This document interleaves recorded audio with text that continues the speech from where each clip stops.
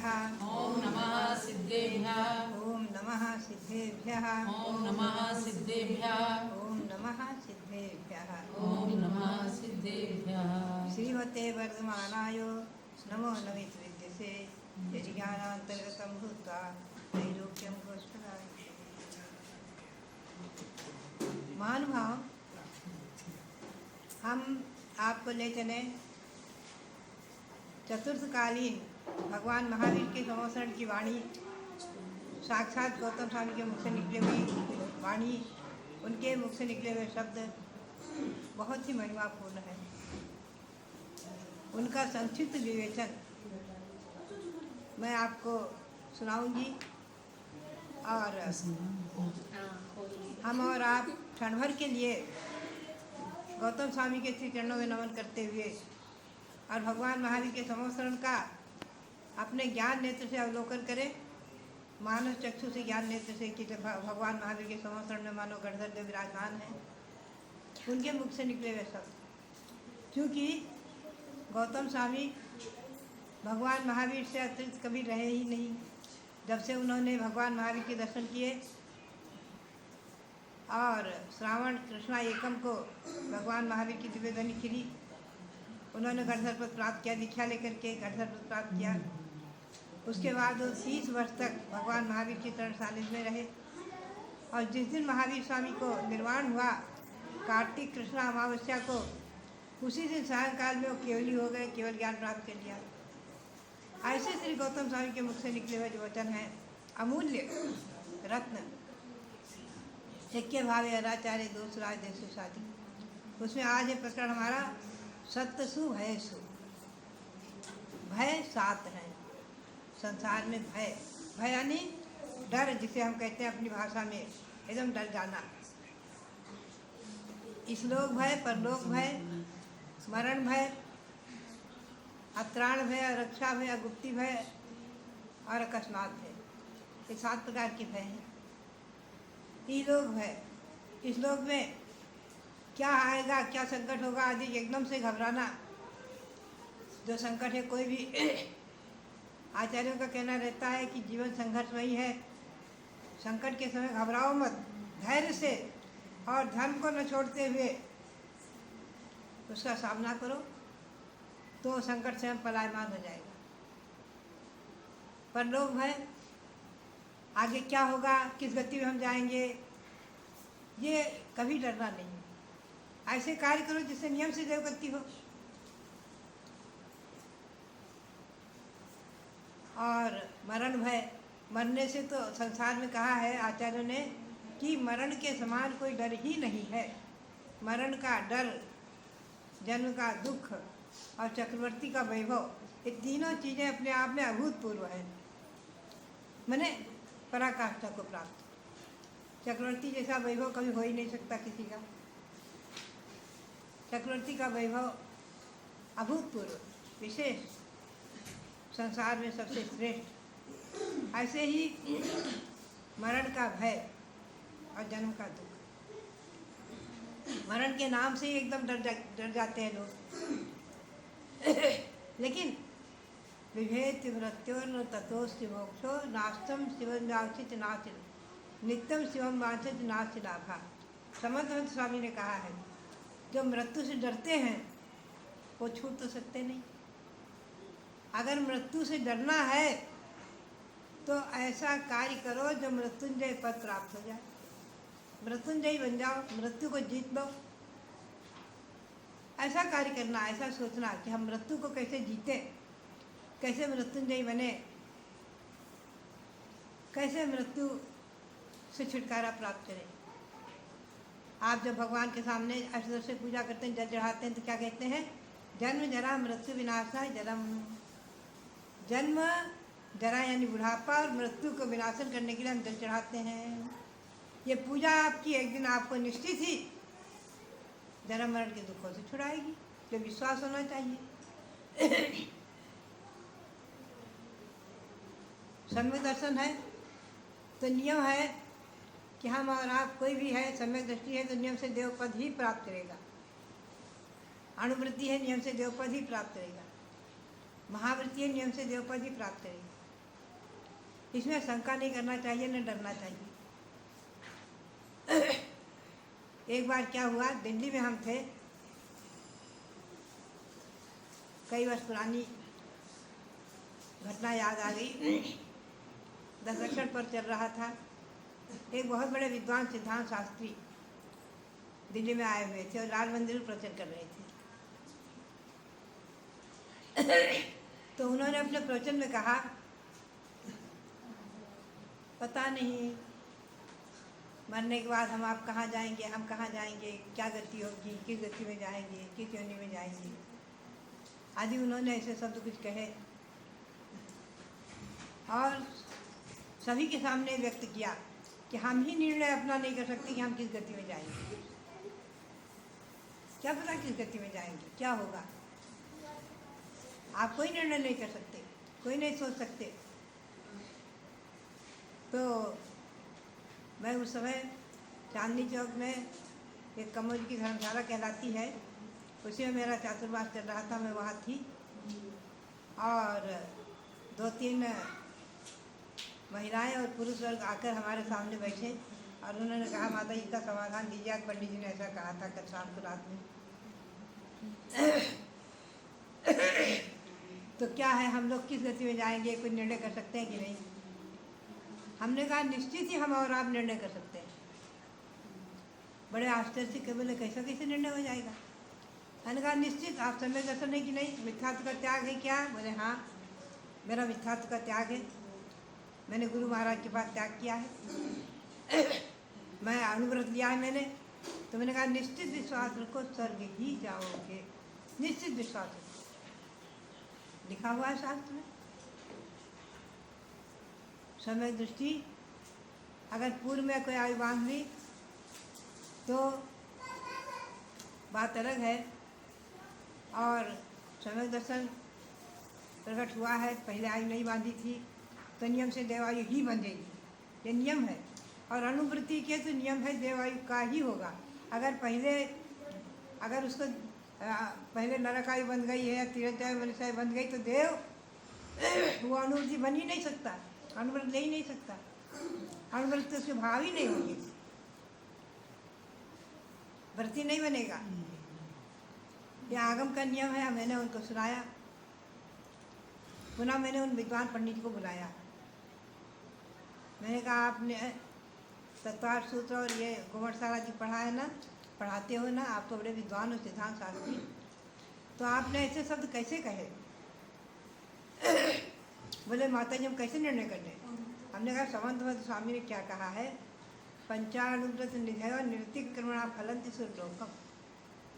पंच अनुव्रत भी जिसके पास निधि है वो नियम से देवगति को ही प्राप्त करेगा।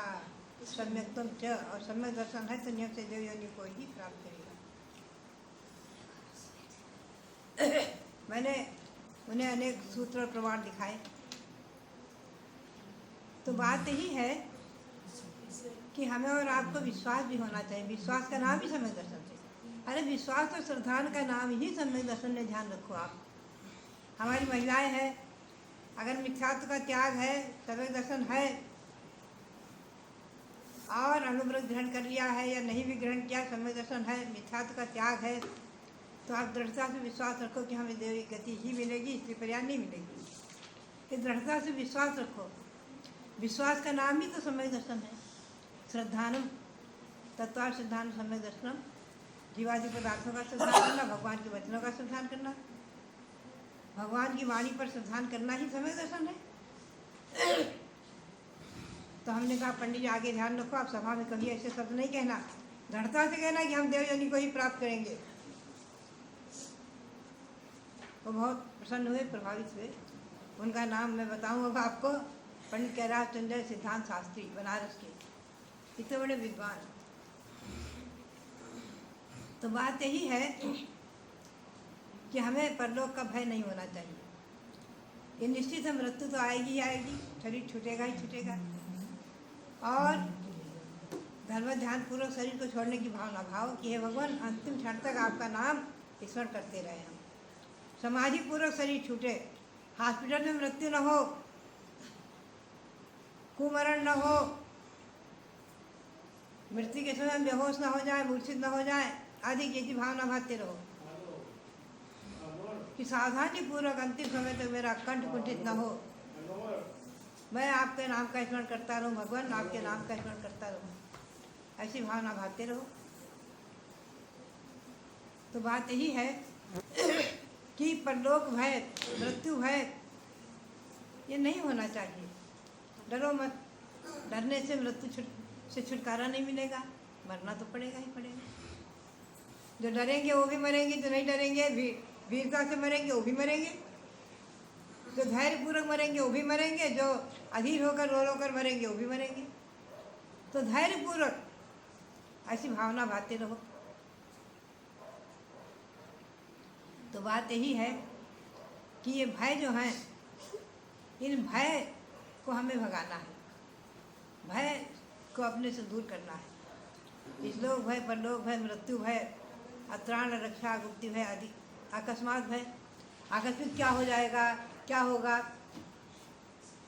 एक सज्जन बोले कि मैं बड़ा व्यापार करने का भाव तो है कि बहुत बड़ा व्यापार करूं, लेकिन बड़ा डर लगता है कहीं कोई दुर्घटना हो गई तो, आग लग गई तो, नुकसान हो गया तो। ये हमने कहा ऐसा सोचोगे तो कभी कुछ काम ही नहीं कर पाओगे।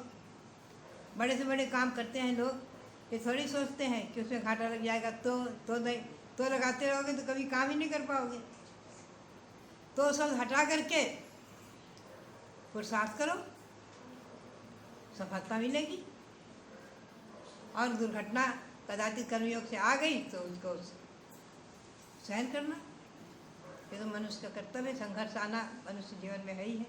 महापुरुषों के जीवन में भी संघर्ष आया। श्री राम को कहाँ तो राज्य सिंहासन में बैठना था, राज्याभिषेक होना था, कहाँ एकदम वन में जाने को हो गया। सीता कहाँ गर्भवती, इतने सुंदर दोहला हुआ, भगवंतों के कृत्रिम मंदिरों की वंदना करूं, तीर्थों की वंदना करूं, और कहाँ उसे वन में भेज दिया, जंगल में एकदम गर्भिणी महिला को। तो बात यह है कब क्या हो जाएगा, कर्म का उदय किस समय क्या आएगा, कोई निर्णय नहीं कर पाता है। लेकिन भाव श्रेष्ठ होना चाहिए तो उसका फल अच्छा ही होता है। रामचंद्र ने वन में विचरण करते हुए बहुत बड़े बड़े कार्य कर डाले। भले ही संकट भी आया, सीता हरण हुआ, लेकिन विजय प्राप्त हुई। लंका को जीत कर आए और अर्धचक्री बने। बात यही है कि संघर्ष मनुष्य पर्याय में आता ही है, जीवन में आता ही है, लेकिन संघर्षों से नहीं घबराना ही, भयभीत नहीं होना। तो आचार्यों का ये कहना है भय से भी हम दूर रहें, भय का भूत अपने जीवन में ना आने दें। 7 प्रकार के भय सबसे दूर रहना।